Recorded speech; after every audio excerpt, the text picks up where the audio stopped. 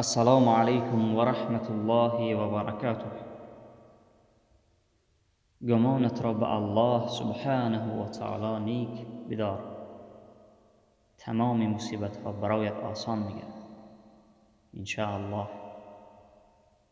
چرا ایوب علیه السلام صبر نمود؟ چرا مریم علیه السلام با طفلک خود به سوی مردم خارج شد؟ چرا ابراهیم علیه السلام از آتش یعنی از گلخن نترسید؟ چرا پیامبرمان محمد مصطفی صلی الله علیه و سلم در غار حرا ناامید نبود؟ زیرا اینها گمانشون به الله سبحانه و تعالی گمان نیک بود. السلام علیکم و رحمت الله و برکاته. از دعای نیک خود ما را فراموش نکنید.